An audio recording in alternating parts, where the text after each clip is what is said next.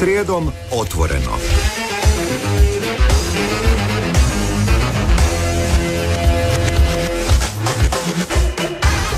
Srijedom otvoreno, nakon vijesti Radio Dubrovnika u 10 sati.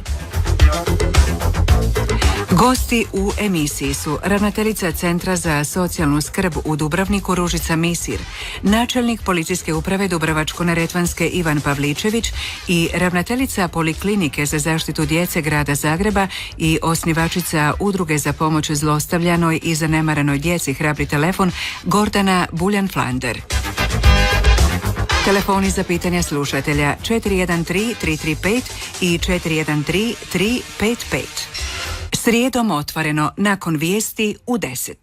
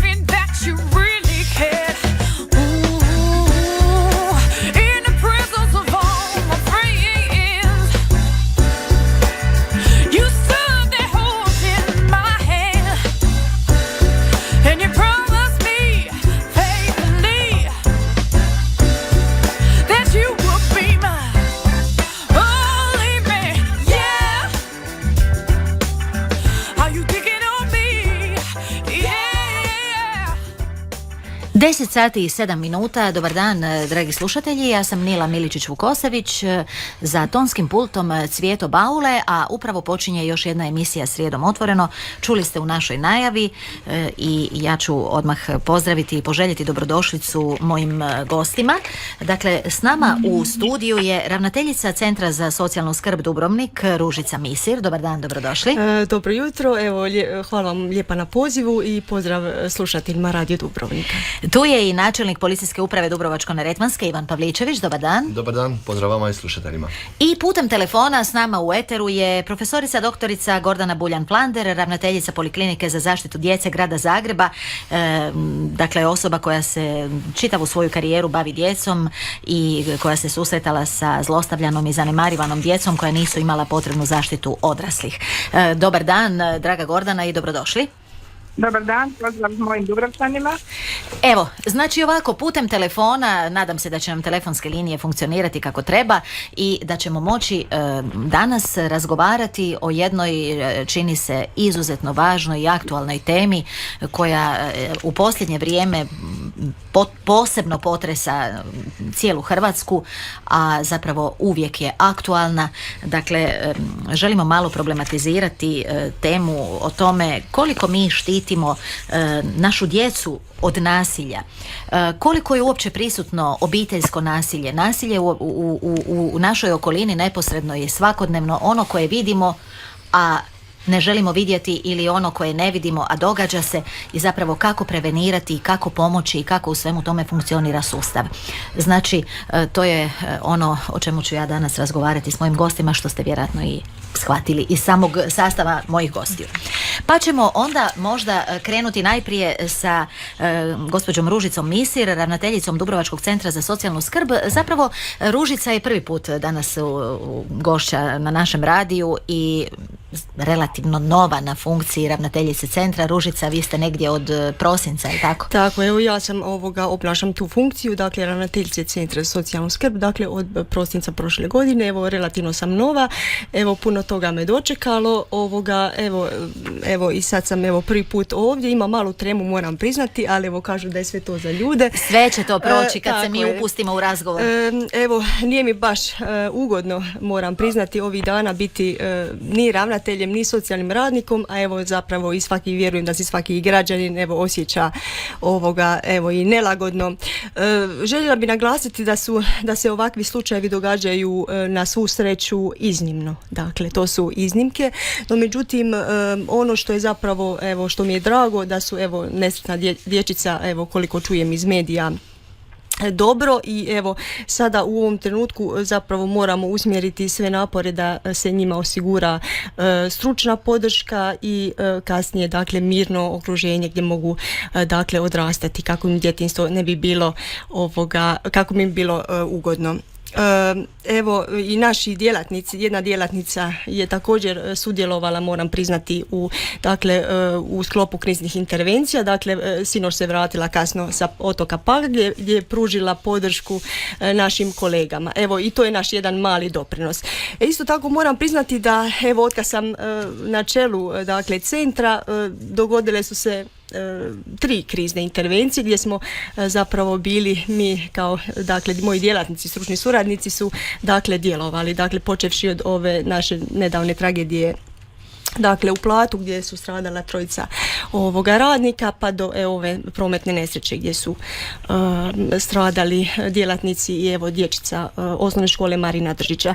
No međutim to nikako nas ne smije obeshrabrivati, dakle nego jednostavno mi radimo svoj posao. Evo i žao mi je da ovako nekakve situacije na neki način utječu i bacaju zapravo sjenu na sve ono dobro što zapravo socijalni radnici radi. Dakle oni socijalni radnici koji zapravo odgovorno, savjesno i pažljivo i pošteno radi svoj posao. Da, jer zapravo ovdje se radi o cijelom jednom sustavu institucija koji bi trebao vrlo harmonično, vrlo sinhronizirano i vrlo pomno usklađeno djelovati kako bi se prevenirale ovakve situacije. I ovo što nam se događa i ovaj slučaj tragični sa mališanima na Pagu i ovim groznim zločinom koji se dogodio zapravo samo ukazuje da to uopće ne štima. Upitat ću vas, vratit ćemo se Ružica naravno na rad vašeg centra za socijalnu skrb i onih osnovnih stvari od toga koliko uopće imate socijalnih radnika, a koliko slučajeva oni pokrivaju i zapravo znamo da Dubrovnik ima nekih 40-50 tisuća stanovnika sa širim područjima, koliko predmeta recimo kod vas može pokrivati jedan socijalni radnik? Evo da dočaram našim slušateljima zapravo koji ne znaju. Centar socijalne skrbi je zapravo javna ustanova s javnim ovlastima i ona je pod ingerenciju, pod nadležnosti dakle nadležnog ministarstva. Dakle to je tako rekuć državna. Dakle mi smo izravno pod državom i mi vam pokrivamo više od pola županije, dakle naše županije, a ostatak pokriva Centar za socijalnu skrb Ploče, Metković i Korčula. Dakle, može se reći sada s ovim kapacitetima koliko imamo zapravo da pokrivamo negdje oko 65 tisuća stanovnika županije, što bi vam bilo da jedan socijalni radnik na jednog socijalnog radnika ide oko 16 tisuća stanovnika. Pa to su vam nekakvi, evo ovako da vam nekako dočaram, a tu su naravno i moram priznati da je problema sve više, dakle, s obzirom naš je posao naravno takav da se bavimo i takvu smo struku izabrali jer je volimo. No međutim, posao se svakodnevno povećava, a zapravo broj kadrova ostaje jednak. Eventualno se dogodi da ukoliko je djelatnik ode u mirovinu pa ga zamijeni ili nekim slučajem premještajem pa dobijemo novog djelatnika, ali evo naravno tu su kapaciteti koje imamo, ali to je naravno i u drugim sustavima, evo i gospodin Pavličević može, dakle što je opće poznato, no međutim to nas ne spriječava da i dalje evo radimo svoj posao. Dobro, evo sad gospodine Pavličeviću, taj jedan lanac djelovanja institucija u prevenciji ovakvih situacija bi bio, znači Centar za socijalnu skrb prosljeđuje, odnosno od čega počinje? Policija i onda naravno državno odvjetništvo. Da, sad ovdje moram reći jedan podatak, naime žao mi je što danas ovdje nemamo i predstavnike općinskog državnog odvjetništva, pokušali smo kontaktirati da nam kolega dođe u studio, međutim eto nisu mogli, bili su spriječeni i tako dalje. Neću sad tu stavljati bilo kakav predznak, ali evo, znači nemamo predstavnika državnog odvjetništva, ali imamo vrlo kompetentnog predstavnika policijske uprave, gospodina Pavličevića, načelnika, i sad vas pitam kako to onda kod vas funkcionira? Zapravo, ko ima veću moć? Policija ili državno odvjetništvo u ovakvim situacijama? Pa gledajte, prvo ću početi kad ste rekli, policija nije uvijek ta koja se susreće, koja prva dobije neko saznanje o bilo kojem nasilju, dalje je to obiteljsko, vršnjačko, mladenačko nasilje. Mi imamo takozvanu međuresornu suradnju. Mi, Centar za socijalnu skrb najčešće, Državno odvjetništvo za mladež, Zavod za javno zdravstvo, Odjel za mentalno zdravlje, škole.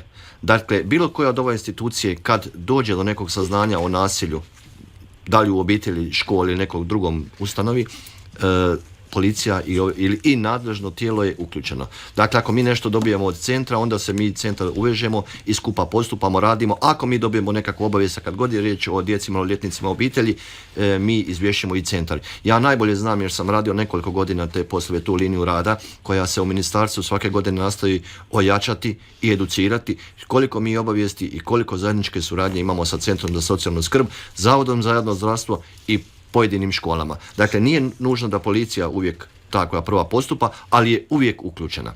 I uvijek je zadnja institucija državno odvjetništvo. Znamo i sami da djeca do 14 godina nisu ni kazneno ni prekršajno odgovorni, ali mi u svakom slučaju obavješćujemo odvjetništvo o svim događajima koje su se dogodile na štetu djece ili u kojima su djeca sudjelovala i u svakom slučaju smo, kažem, uvezani u međuresornu suradnju. Dobro, događa li se vama, gospodine Pavličeviću, da recimo državno odvjetništvo odbaci ili ne procesuira određenu prijavu? Naravno da se događa, ali u same razloge odbačaja i sve ostalo ja u ovom slučaju neću ulaziti posebno, što tu nema nikog od odvjetništva. Ja ću samo reći da mi dobro surađujemo i da nije uvijek krivica ni odvjetništva. Možda mi kao institucija ne odradimo sve ono i ne pripremimo podlogu da odvjetništvo, sud ili prekršajni sud mogu odraditi svoj posao do kraja. Dakle, možda jedan dio krivice leži i na policiji i na drugim institucijama. Dobro, znači negdje bi se složili da je prva karika u lancu kad je riječ o djeci, na primjer, da to uoče nastavnici, pedagozi, psiholozi u školi, koji bi na neki način morali uočiti probleme u ponašanju određenog djeteta, u njegovom obiteljskom okruženju, je li tako?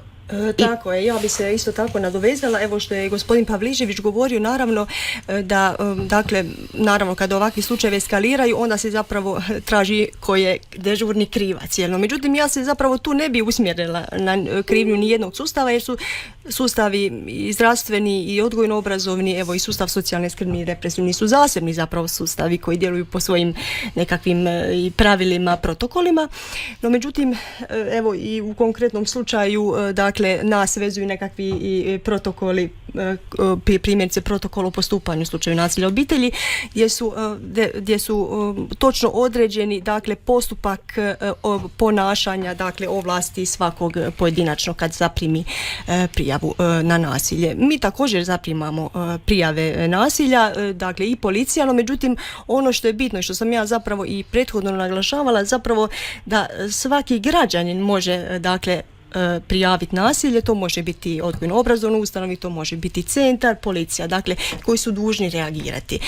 Često se događa da se zapravo je u ovom sada slučaju na Pagu, zašto primjerice, ne želim komentirati, dakle, slučaj, mislim da nije to na meni, nego na drugim, evo, upravnim i ne znam, stručnim nadzorima, ali kako se može dogoditi primjerice da dijete dođe u školu u pelenama, dakle, to je mogao primijetiti, dakle, pedijatar, teta u vrtiću, dakle, i onda smo, nažalost, ti koji smo mi nekako u nizu, gdje sukob eskalira pa moramo sanirati posljedice. Ali ja bi ovdje istakla zapravo da je bitna upravo ta prevencija. Dakle, i osviještenost zapravo naših građana da dakle, svakog građana, dakle, koji je ulozi i roditelja, i tetke, dunda, i člana obitelji, šireg i tako dalje. Dobro. Sad je ovo pravi trenutak, ja mislim da nam na ovo sve da svoj komentar profesorica doktorica Gordana Buljan-Flander. Rekli smo, doktorice Flander, da ste vi osnivačica i ravnateljica Poliklinike za zaštitu djece Grada Zagreba i Udruge za pomoć zlostavljanoj i zanemarivanoj djeci Hrabri telefon. Pa prije no što pustimo i jedan telefonski poziv naših slušatelja, željela bih samo uključiti u program i doktoricu Buljan-Flander. Mislite li vi, doktorice Flander, da se ovakve situacije boljom suradnjom svih karika u sustavu mogu puno kvalitetnije prevenirati i zapravo kakva su vaša iskustva s obzirom na ono što vi svakodnevno radite?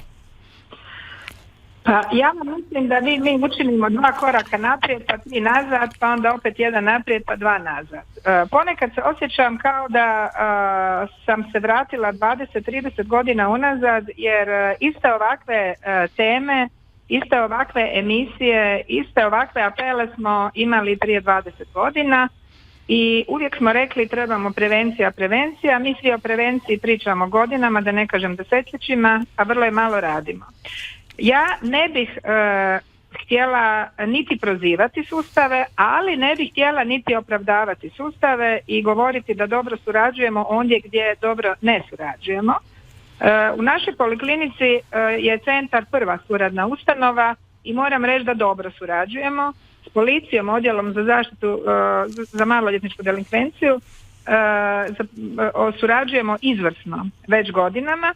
Međutim, ono što se događa, što mislim da vaši sugovornici su bili možda malo diplomatski od mene, da mi često zapravo iz centra, iz policije, barem naša poliklinika, krenemo i s prijavom i s obavijestima dalje prema institucijama i dosta toga zapne na državnom odvjetništvu, posebno kad se radi o emocionalnom zlostavljanju, i mislim da nam je tu potrebna bolja suradnja i bolja međusobna edukacija.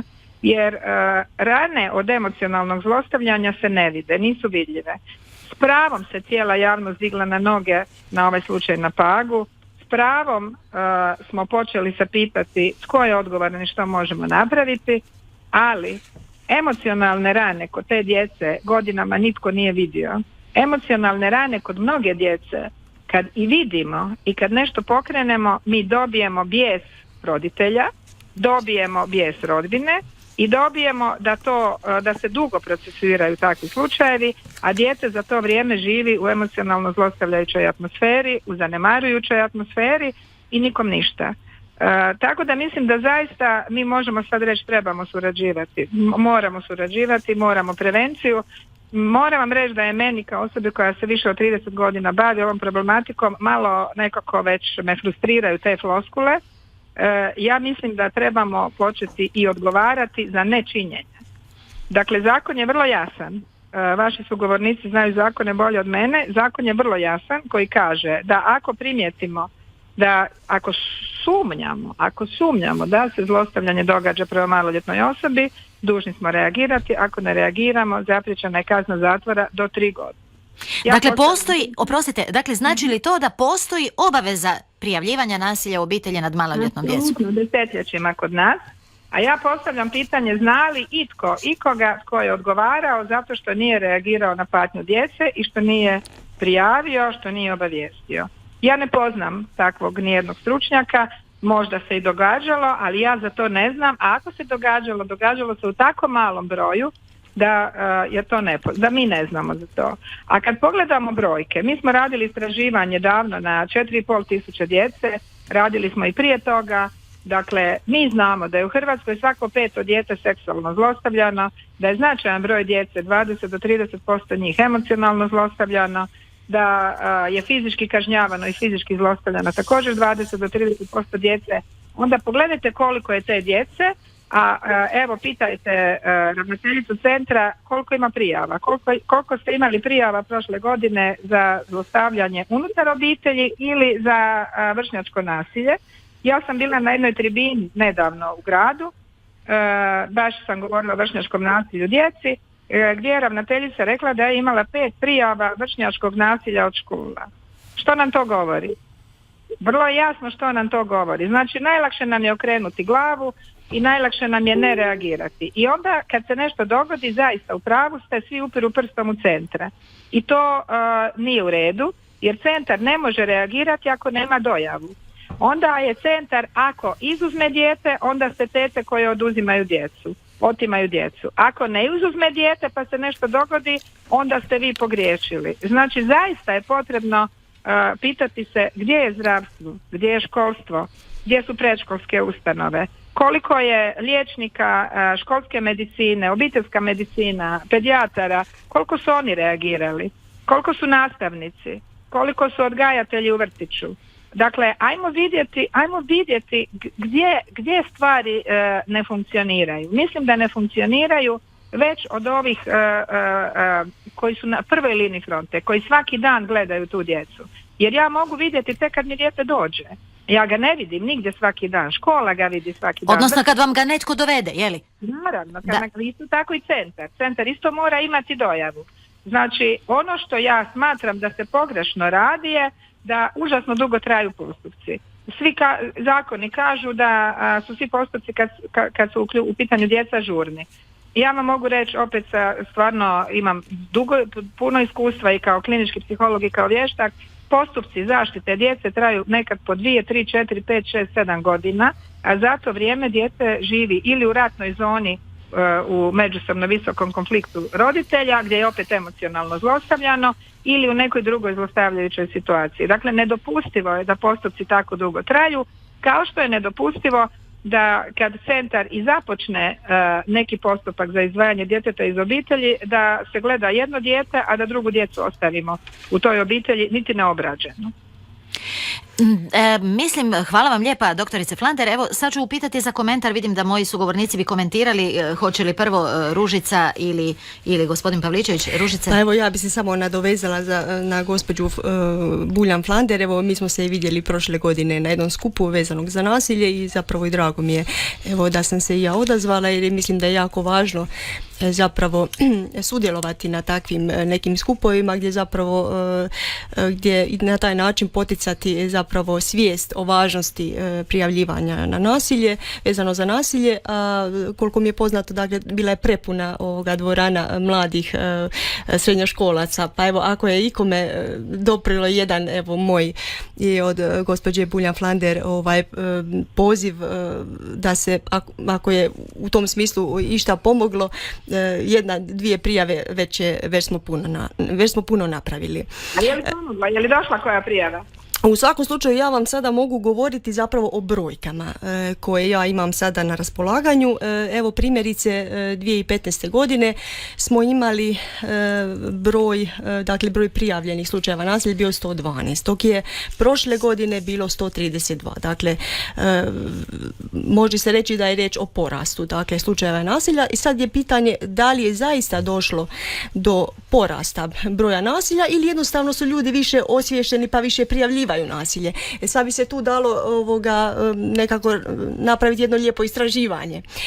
U svakom slučaju 66 obitelji je bilo dakle obrađeno u centru, dakle one obitelji na koje se sumnjalo, dakle, da postoji slučajevi nasilja. Mi smo tu u tom smislu, naša je i odgovornost i obaveza, dakle, dalje pružati takvim osobama i usluge i savjetovanja. Dakle, imali smo 7 slučaja da smo ponudili smještaj za žrtve nasilja i mi u većini slučajeva upućujemo naše zapravo korisnike u Zavod za mentalno zdravlje, dakle odjel za mentalno zdravlje pri Zavodu za javno zdravstvo. Tako da Imamo jako lijepo i suradnju sa evo i Poliklinikom za zaštitu djece i mladih grada Zagreba, ali evo ona je zapravo jedina na području Republike Hrvatske i je zapravo mislim da bi, s obzirom da se mi nalazimo na krajnjem jugu, da bi bilo lijepo da se evo osnuje još poliklinika i u nekim drugim gradovima. Vjerujem da bi evo i gospođa Buljan Flander također se s tim bila suglasna. Evo, s obzirom da je jako velik broj takvih slučajeva i djece koja su u potrebi. Tako je. Dobro, gospodine Pavličević, nešto ste možda bili htjeli komentirati dok je doktorica Flander govorila? Pa dobro, ja ću i dalje biti koliko je moguće diplomat, jer ne želim sad ovdje nikoga prijavljivati, ali je činjenica da policija nema čarobni štapić i da mi i centar moramo dobiti nekakva saznanja. To je na tragu ovoga što je doktorica rekla, dakle kad ona vidi dijete onda može dalje raditi, tako i mi možemo dalje postupati. Nažalost, iz prakse mogu slobodno reći da imamo škola koje redovno izvješćuju o svim negativnostima, a ima škole koje su zatvorene u sebe, jer valjda to ruši imidž te škole i onda odgovaraju samo za ono što je nužno prijaviti, a ostalo žele riješiti u kući, pod navodnicima u kući, kako ne bi ta škola bila na nekakvom lošem glasu. Naravno smo svi dužni prijavljivati. Najgori slučajevi koji se događaju u našoj sredini, a držim da je to i u ostatku Hrvatske, kad se nešto loše dogodi, onda su svi sve znali. A do tada nitko nije reagirao, nitko nije prijavio od samih ukućana, susjeda, prijatelja, rodbine, a kad se nažalost nešto dogodi, onda su svi nešto čuli i znali. Kad su u pitanju djeca i po zakonu o kaznenom postupku, nitko nije dužan, osim vjerskog ispovjednika, nije oslobođen svjedočenja. Dakle, tu i novinari, i socijalni radnici, i liječnici, kad god saznaju da se nešto događa na štetu djece, kao što doktorica rekla, su dužni to prijaviti. Samo vjerski ispovjednik je vezan tom ispovjednom tajnom. Dobro, evo u međuvremenu mislim da nas već duže čeka doktorice Flander, vi ste i dalje s nama, nadam se, tu ste nam dobro, ali javio nam se netko od naših slušatelja, pa uz ispriku zbog čekanja, izvolite, slušamo vas. Dobar dan. Dobar dan. Ja pozdravljam svih, gospodina Pavličevića i osobno poznajem, jer sam se par puta zbog prijavljivanja u svome domu događale mi se stvari zbog alkoholizma, zbog droge, zbog ne znam sve čega, i od emocionalnom nasilju da i ne pričam, cijeli moj život je emocionalno nasilje, ali što se mene tiče nisam se obraćala njemu zbog mene, obraćala sam se više zbog djeteta koje je danas, nema još 17 godina, a došlo je do toga da se je i centar socijalnu skrb bio uključen, i policija je bila uključena, svi su bili uključeni. Mislim da u nas treba da se dovede do toga da se nešto mora, da se ustanove moraju to prisiliti osobe da se to rade, a ne to se pusti. Danas je to dijete niti sa 17 godina dobilo tužbu da dođe na sud zbog toga što je u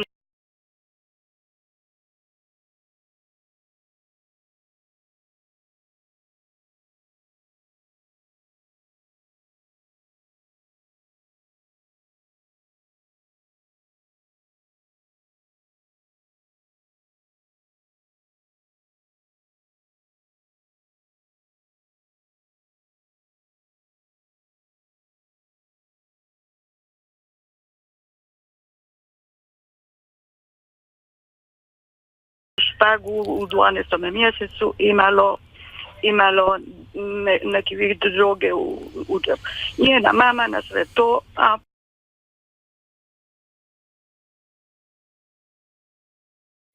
pod nadzor, tako da jednostavno ne dođe do toga da se dijete drogira. Jer danas ispada da je to dijete u drogi, a ja više ne mogu ništa poduzeti. Em sam stara, em sam u penziji, em sam uništena totalno, ali željela bi da bude sve kako treba, da to dijete ide naprijed. Hvala vam, draga gospođo. Na koji način da mi pomognete. Evo, hvala što ste nas nazvali, smirite se, nekako vam rado rekla da će biti sve dobro i vjerujem da hoće. Ma mora biti. Dok netko ne bude silom prisilio djecu da se odreknu svega, da ih se stavi na liječenje isti moment, ne vjerujem da će biti dobro. Potpuno vas razumijem, hvala vam najljepša što ste nam se javili i ovako emocionalno nam podijelili ovaj trenutak s nama. Gospodine Pavličeviću. Pa A evo ne znam o kojem se konkretno slučaju radi i nažalost ja sam u svom radu sa djecom, maloljetnicima općenito o nasilju imao puno ovakvih slučajeva. Ako nešto iz ovoga mogu isključiti, ovo što je gospođa rekla, dakle policija je odradila, tvrdim odradila, ili ja osobno, evo kažem, ne znam o kom se slučaju radi. I bolje jer u eteru nećemo javno govoriti. Tako je, naravno. Taj dio posla smo sigurno odradili. I siguran sam da to zna i centar. Sad je pitanje što dalje, i to je na tragu onoga što je govorila gospođa doktorica Buljan, što dalje rade institucije i da li su svi odradili svoj posao u kotačiću onoga što je trebalo napraviti. Jer naime, ni policija ni centar nisu jedine ustanove koje se o ovome trebaju skrbiti. Mi smo samo jedni kotačići u cijelom mehanizmu ovoga procesa. Govorili smo nešto o prevenciji, možda ću sad prići na drugu temu. Dakle, policija zaista provodi u ovom trenutku 8 programa na nacionalnoj razini kako bi tu prevenciju, odnosno kako bi posljedice smanjili. Slažem se, to možda je samo nekad nešto i suhoparno, ali mi osobno u policiji na tome pridamo veliku važnost i educiramo policijske službenike kako bi oni bili senzibilizirani, prepoznali to i sa žrtvama imali taj kontakt prisniji, ne kažem intim, nego čisto prisni, jer su žrtve te o kojima mi vodimo računa i o kojima trebamo skrbiti. Dobro, još jedno pitanje za vas, gospodine Pavličeviću, ali recimo, ako vam se tako dogodi kad vi svoje odradite i ne znam, sad proslijedite određenu prijavu prema, na primjer, državnom odvjetništvu koje odbaci prijavu u nekom slučaju, mislite li da to obeshrabruje stručnjake koji prijavljuju i štite djecu? Mislim, počinje li onda vladati jedna opća apatija općenito među nama samima, a da ne govorimo da se sami ljudi, obični ljudi, građani, članovi obitelji, susjedi, prijatelji uvijek nekako pribojavaju da će se zamjeriti nekome ako se sazna da sam ja to nešto prijavila ili ti ili on. Uopće to je problem koji čini se nema kraja. Ali tu nema problema kad se tiče prijavi. Su li to anonimne prijave? Tako je, pa anonimna prijava može biti putem i ovih elektronskih aplikacija, e-opaža, e-građani. Dakle, nitko se ne mora predstaviti. Bitno da mi imamo saznanje i mi onda ulazimo u problem. Obeshrabriti. Pa gledajte, nažalost, nakon dugo vremena na ovom poslu ne mogu reći da postajemo hladni i neosjetljivi. Jer ja sam imao jednu poštapalicu, možda nije ugodna, ali ja ću je sad reći. Kad sam imao problem sa obiteljima i sa posebno zlostavljanom djecom u obitelji, ja sam uvijek govorio i tatama i mamama da me za njih nije briga. Nisam ih sastavljao, nisam ih rastavljao. Dobrobit djeteta meni uvijek bila na prvome mjestu. I to dijete je žrtva koje sam ja uvijek i sustav htjeli zaštititi. Doktorice Flander. Baš sam htjela moliti. Evo, izvolite, slušam vas. Hvala. Ja bih se nadovezala na vaše pitanje obeshrabruju li se stručnjaci nakon što prijave pa bude odbačaj. Evo, ilustrirat ću vam jednim primjerom iz moje prakse. Imam roditelje koje sam vještačila prije godinu dana. 2013. je centar u jednom gradu, nije u Dubrovniku, poslao prijavu za emocionalno zlostavljanje od strane jednog roditelja. 2013. Prijava je odbačena i dijete je nastavilo živjeti u emocionalno zlostavljajućoj situaciji i dolazi lani kod mene na vještačenje. Dijete je već imalo psihijatrijske teškoće kao rezultat emocionalnog zlostavljanja u obitelji od strane tog roditelja.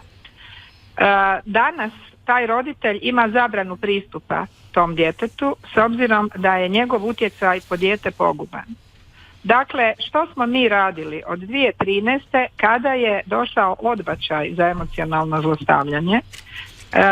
Ja bih, da sam bila uključena u slučaj, sigurno slala i dalje prijave, pa svaka 2, 3, 5 mjeseci sigurno, ali stručnjaci zaista ako pošalju 1, 2, 3 prijave, ako pokušaju zaštititi to dijete i ako dođe do odbačaja, sigurno će se obeshrabriti. Ne svi, ali neki će se sigurno obeshrabriti. Znači, opet smatram da mi moramo se bolje uvezati i bolje educirati kako bismo prepoznali i kako bismo znali reagirati. Ovo što ova gospođa se javila, tužna i pretužna, opet mi pokazuje što smo čekali do sada. Ona je jako lijepo rekla, zašto nismo na vrijeme, sad možemo pitati ko je zakazao. Ali jesmo li mi mogli na vrijeme dok je to dijete, ako je imalo problema sa 6, 7, 8 godina, 9, jesmo li mogli reagirati? Ako je u toj obitelji bilo problema, jesmo li mogli reagirati? Jer meni se čini da centar i poduzima mjere, ja kažem, ja s centrima super surađujem, ali nekad poduzimaju mjere koje dugo traju, a preblage su. Znači, to ovih dana dosta govori. Znači, ako vidimo da nadzor, dakle mjera stručne pomoći i podrške, ne daje godinu dana rezultate, da se ti roditelji nisu poboljšali, ajdemo na oštriju mjeru. A nećemo produživati nadzor iz godine u godinu, produživati blage mjere, pa ćemo sad gledati hoće li se ti roditelji popraviti. Pa ne možemo davati roditeljima šansu godinama dok ne uništimo dijete. Onda kad smo uništili dijete, onda se pitamo tko je kriv. Dakle, ajdemo vidjeti je li roditeljima možemo pomoći. Ajdemo pomoći obiteljima, to je zadatak centra. Centar često smatraju ustanovom koja će ti odmah oduzeti dijete. I to je bitno da i centar svoj imidž u javnosti nekako na bolji način objasni. Da je centar onaj koji pomaže obiteljima, koji će pomoći i u zaštiti i odgoju djece. Ako vidimo da ta pomoć nije dovoljna, pa idemo na oštrije mjere. Upravo sam vas htjela pitati, doktorice Flander, i ujedno i gospođu Misir, zapravo u tako nekakvim mjerama nadzora, u tretmanu kad su maloljetna djeca u pitanju, može li se, ako baš nije slučaj sazreo do one neke drastične mjere, ne znam, oduzimanja djeteta od obitelji i tako dalje, bi li bilo normalno da se radi i sa članovima obitelji, i sa majkom i sa ocem, ne samo s djetetom? A kod nas se baš, ili se radi sa osim kod vas u klinici? Mislim, radi se i nadzor radi. Koliko ja znam, i nadzor je taj koji treba, koji radi psihoedukaciju roditelja, i radi se, ali ako vidimo da nam to nije dovoljno, pa idemo odmah na neku mjeru zaštite djeteta. Naravno, nećemo odmah izdvajati dijete iz obitelji, mislim svakom, ako se može pomoći, ali neki roditelji su kronično loši roditelji, neki roditelji naprosto nemaju kapacitet i onda im se daje šansa. Meni je nezamislivo koliko sam puta imala slučaj vještačim jedno dijete za izuzimanje iz obitelji, a drugi ostaju u obitelji. Dakle, njih se niti ne pregleda.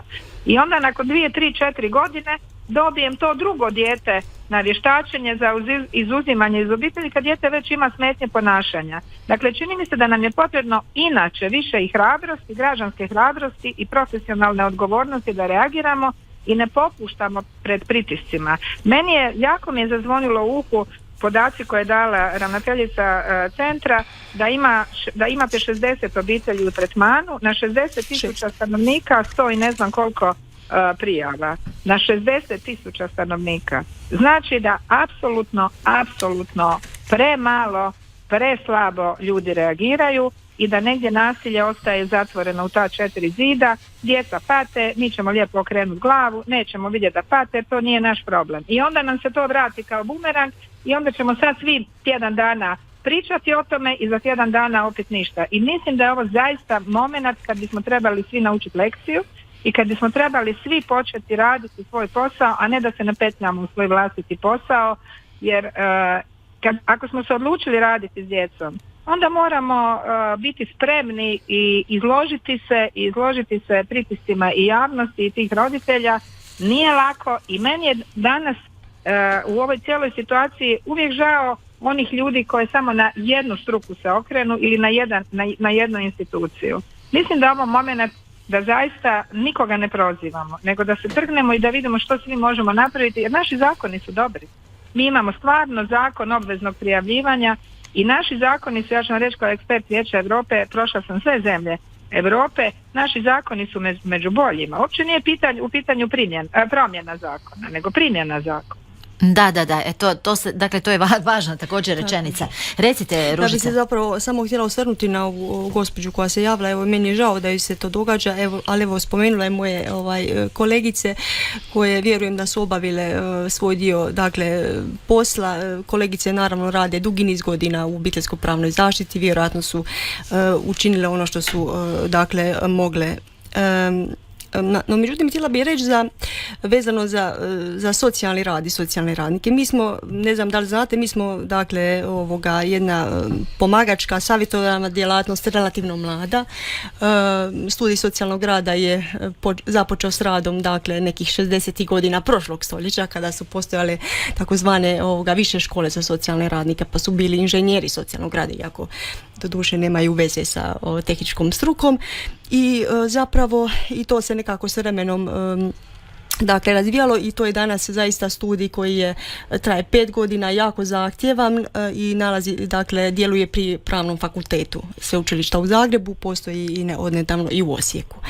I gdje se naši zapravo budući djelatnici pripremaju kako teoretski, tako i imaju praktičku nastavu, dakle u ustanovama i zaista, a tu je još i osposobljavanje u centru i moram reći da i vezano za dodatne edukacije, da su naši djelatnici zaista uz prisustvo i potporu Hrvatske komore socijalnih radnika polaze različite edukacije, seminari. Imamo sada 2 djelatnice, jedna će završiti uskoro obiteljsku medijaciju i djelovat će pri obiteljskom centru, a druga polazi jednu edukaciju, poslijediplomski studij iz psihosocijalnog rada. I to sve financira dakle resorno ministarstvo, jer to nisu ni malo jeftine edukacije. Međutim, ja bi se osvrnula da zapravo je potrebno, naravno naši svi, ja neću samo govoriti o socijalnim radnicima, jer u centru djeluju i psiholozi, i pravnici, i socijalni pedagozi, i uz ostalo dakle administrativno osoblje koje nam puno pomaže u radu, da je potrebno zapravo educirati i druge stručnjake u drugim zapravo sustavima kako bi mogli prepoznati zapravo rizike djece i na taj način reagirati. Dobro, u međuvremenu imamo još jedan poziv. Halo, dobar dan. Dobar dan, lijepi pozdrav vama i vašim gostima. Ovo što se na Pagu dogodilo evidentno je djelo bolesnog čovjeka, jer nije dovoljno samo da budete zao, morate uistinu biti dobro bolestan da bi svoju vlastitu djecu malodobnu pokušali ubiti iz čista mira. Međutim, ono što me smeta u proteklom periodu, to je jedna nevjerojatna hipokrizija koja se Hrvatskom širi kao kaulerpa taksifolija. Ja sam nedavno imao prigodu da s autom prođem Slavoniju, tamo Liku, sve do Zadra. I metaforički rečeno, tu su čitave regije, tu su prazni gradovi, prazna sela. Znači, metaforički rečeno, čitave regije su bačene s balkona, da bi oni koji su odgovorni za to i koji su tuđu djecu, metaforički rečeno, pobacali s balkona, sad se iščuđavaju na time što jedan bolestan, poremećen čovjek baci svoju djecu. Znate, to je nešto što čovjeka stvarno obuzme ga bijes, jer svi kolumnisti, svi novinari, narod, apsolutno niko nema petlje da tim gadovima koji sad izlaze sa priopćenjima i koji kao navodno ne mogu se oteti dojmu u tom strašnom događaju, pa što mislite da se događa sa radnicima Uljanika danas? Snimite koliko tu sudbina strahovitih ima i kako se tu prelamaju, ruše brakovi, koliko djece nakon toga završi pod drogom, koliko rastavljenih brakova, koliko sudbina koji završavaju tragično. Da, zapravo je sve to uzročno posljedično povezano. Naravno, i utječe jedno na drugo. U tome svi podlo šute.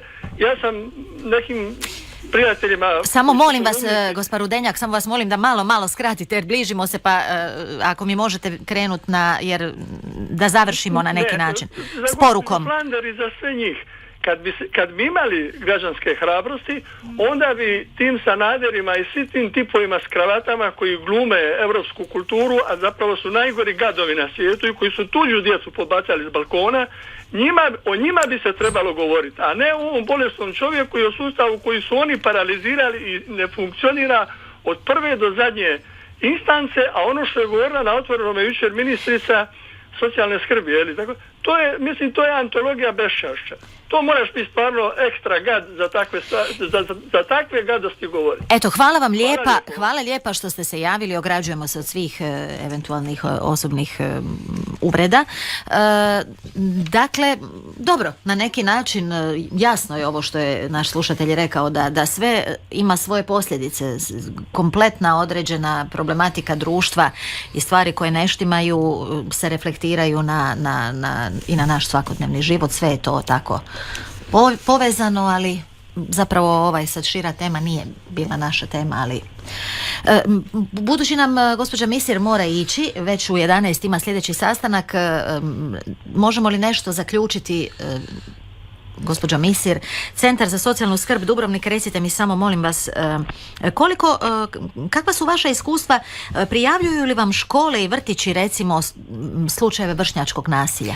Koliko ih prijavljuju? Naravno prijavljuju, no međutim u maloj mjeri. Uglavnom nasilje prijavljuju, uglavnom dobijemo prijavu putem policije. U većini slučajeva, nažalost. Evo, ja bi ovim putem apelirala zapravo na stručne službe odgojno-obrazovnih ustanova da ukoliko nešto primijete, naravno bolje da se primijeti što ranije i onda su posljedice kudi kamo blaže. Dobro, gospodine Pavličeviću, što smo na kraju rekli, što napraviti jest da je vrlo nezahvalna situacija razgovarati kad nemamo ovdje sugovornika, onda što napraviti sa slučajevima kad se na Državnom odvjetništvu ne procesuira određena prijava, pa kad vam se prijava ponovi, kako mislite da bi se to moglo nekako u stvarnosti na najbolji način regulirati, a da to zapinjanje recimo u nekakvoj suradnji se ne odrazi na djecu, na obitelji, na one kojima je zapravo ta pomoć nužno potrebna? Pa na tragu onoga što je rekla doktorica Buljan Flander. Dakle, mi ne možemo biti zadovoljni, mi smo odradili posao i sad je to negdje nekome pošlo i mi zatvaramo oči, mi smo stavili ciglu na naš predmet. Ne, mi moramo to pratiti. Evo ja ću, ono što radimo sa centrom. Kad mi nešto pošaljemo u centru, mi redovno tražimo i šaljemo požurnice da vidimo šta su oni napravili. Znači, policija de facto kontrolira kako se postupak dalje... Mi ne možemo kontrolirati, ali mi želimo kao sudionik biti u tome predmetu. Dakle, da li može nas frustrirati? Ne bi nas smjelo frustrirati. Ne smije nas obeshrabriti. Ali ja stvarno ne znam tko može biti taj stručnjak iz bilo koje institucije kad ima dijete koje je vidno emocionalno ili psihički ili fizički zlostavljano, da to dijete pušta u istu obitelj. Jer ovdje se radi o specifičnim kaznenim djelima, ne o kaznenim djelima osobe koja je nešto počinila pa se vraća u tu obitelj. Ovdje se radi o djetetu koje se vraća u tu obitelj. A mi svi trebamo zaštititi dijete kao najranjiviju skupinu. Što kažete, doktorice Flander? Evo ja bih nekako, ako me tražite neku završnu riječ, apelirala na struku da se sjetimo zašto smo izabrali ovaj poziv, da se sjetimo da djeca nekad ne znaju i nekad ne mogu, nekad ne smiju govoriti o svojoj patnji i da zbog toga upravo što smo izabrali ovaj poziv moramo znati da smo mi njihov glas. Evo, čuli smo ravnateljicu centra da je premalo prijava, premalo obavijesti. Onog momenta kad mi posumnjamo da dijete pati, da dijete doživljava neku traumu, neko zlostavljanje i ne reagiramo, budimo svjesni da smo sudionici u zločinu. Da. A inače, pitala sam vas to već kroz emisiju i sami ste spomenuli, ali evo još jednom apostrofirati za kraj. Znači, ne samo ovakvo fizičko zlostavljanje, nego i ovo puno suptilnije i vjerojatno također sa nezamislivim posljedicama za daljnji budućnost tog djeteta, rast i na kraju odrastanje u čovjeka možda sa teškim traumama i poremećajima, to emocionalno zlostavljanje koje ste spominjali i zanemarivanje djece kroz njihovo odrastanje koje nije vidljivo, kako se to uopće, kako do toga doći osim u trenutku kad netko to prijavi, koliko mi uopće kao društvo i sustav imamo senzibiliteta za tu vrstu zlostavljanja? Slabo imamo senzibiliteta, to su rane koje se ne vide, onda tražimo razna opravdanja i lakše nam je ne vidjeti nego se petljati u obitelj. Vrlo često ja čujem od ljudi pa ja se neću petljati jer mislim da neću ulaziti u obitelj, pa to su roditelji koji odgajaju na svoj način, pa eto možda i nije tako kako ja vidim. Ili recimo znaju mi liječnici reći pa dijete meni reklo, ali to je liječnička tajna. Nema liječničke tajne kod zaštite djece. Konvencija o pravima djeteta koja kaže da dijete ima pravo na život bez zlostavljanja je iznad svih tajni, liječničkih tajnih i nacionalnih zakonodavstava. Tako da hvala vam što ste upravo usmjerili i pitanje na emocionalno zlostavljanje, jer ono se najteže vidi, najteže dokazuje i najlakše odbacuje, a ostavlja tako duboke rane i u duši i u srcu i naprosto dijete to nosi i u svoj odrasli život. I ta djeca su u velikom riziku, da imaju lošu sliku o sebi, nisko samopoštovanje, da ne ostvare svoje potencijale, da i sami ulaze u interakciju agresor-žrtva, bili agresor, bili žrtva. I mi smo odgovorni koji nismo željeli vidjeti to što mi nismo educirani. To nas ne amnestira od odgovornosti. Educirajmo se sami. Ako nas neće institucija poslati na edukaciju, imamo internet, imamo knjige, imamo priručnike, educirajmo se, jer ako smo odlučili raditi s djecom, onda moramo biti i odgovorni. Znači, jako je bitno da mi primijetimo ako se dijete mijenja, ako se povlači u sebe, ako je postalo agresivno, ako vidimo da se ne želi družiti s drugom djecom, ako vidimo da se dijete loše osjeća, ajdemo razgovarati s tim djetetom. Kroz razgovor s djetetom puno toga možemo vidjeti. Ali baš ima puno stručnjaka koji ne žele ulaziti dalje od onoga što je njima negdje u opisu radnog mjesta, a nekad je dijete odlučilo se povjeriti upravo tom i tom nastavniku. I takvih situacija imamo, da se dijete ide povjeriti određenom nastavniku, a da nastavnik kaže ja ti se u to neću petljati. Imamo slučajeva gdje se dijete željelo povjeriti i rodbini, govorim sad o seksualnom zlostavljanju. Isto tako su rekli da se neće petljati ili su neverbalno pokazali da se neće petljati, a o emocionalnom da vam ne govorim koliko zapravo ljudi zatvaraju oči. Moramo znati da emocionalno zlostavljanje ima iste posljedice kao i svi drugi oblici zlostavljanja. Svjedočenje nasilja u obitelji ima iste posljedice kao da je dijete i samo izloženo direktnom fizičkom nasilju u obitelji. Dakle, jako je bitno da naglasimo da je svatko od nas odgovoran za svako dijete. I ne moram ja biti odgovorna samo za djecu koja dođu u polikliniku, odgovorna sam i ako primijetim nešto u Dubrovniku dok sam na ljetovanju, odgovorna sam reagirati i zaštititi to dijete. Najljepša vam hvala, doktorice Buljan-Flander, na ovim završnim riječima koje su, ja mislim, sad univerzalna poruka ove emisije koju smo i htjeli zapravo čuti još jednom iznova, i hvala vam na sudjelovanju u emisiji. Hvala vam lijepa još jednom. I evo, gospodine Pavličeviću, imate li vi nešto za kraj? A zapravo, mislim, ovdje smo sve u principu rekli. Mislim da smo kroz ovaj razgovor sve naglasili od toga koliko da je to... su, oprostite, koliko su u porastu eventualno i koja su kaznena djela u porastu kad su u pitanju, djeca, mladi kod nas ovdje u županiji? A mi ne možemo reći porast. Ili uopće ima porasta? Pa nema porasta, ali taj porast je vjerovatno tamna brojka, takozvana crna brojka statistički, koja se jednostavno ne prijavljuje. Mi ne možemo reći da toga ima nešto manje. Dakle, prateći 10 godina unazad, od kad je to postalo u navodnicima moderno u društvu, da postoji takva vrsta nedozvoljenih radnji, mi smo imali jedan ogroman skok gdje su počeli da se nama prijavljivati. Sad je taj pad u opadanju. Ali sve na tragu ovoga što je doktorica Buljan-Flander rekla, dakle, okretanje glave nije moj posao, ne želim se miješati, a mi onda nemamo saznanja. Nažalost. Da, a čak, dakle, kad bismo širili temu o nasilju u obitelji i tako dalje, to bi bio prostor za jednu od sljedećih emisija. Također, o tome da ne govorimo, imali smo nedavno u Dubrovniku tragičan slučaj. Nije bila riječ o djeci, ali opet nasilje u obitelji sa žrtvama. Dakle, strašni se slučajevi događaju, a i tu je okolina. Dakle, to nas ne može nikoga tako skulpirati od neke odgovornosti kao mi nismo imali prijavu. Dakle, pitanje je jesmo li mi nešto učinili da saznamo, je li ona bliža okolina, ne za ovaj konkretan slučaj, ili bilo koji, šta su oni učinili pa da se nešto ne dogodi. Dakle, to je prevencija. Dakle, točno je da se možda od prevencije puno piše, govori, ali se možda malo radi. I pitanje da li ta prevencija dolazi do svijesti građana. Ja ću samo reći ovdje što se tiče policije, da mi kroz svakodnevni posao, kroz te edukacije jačamo kapacitete i idemo na predavanja od škola, vrtića, pa čak ova uprava je prva koja je uvela jednu praksu da općenito o nasilju, a prvenstveno o nasilju u obitelji, govori parovima koji su u vjerskim zajednicama u pripremi za brak.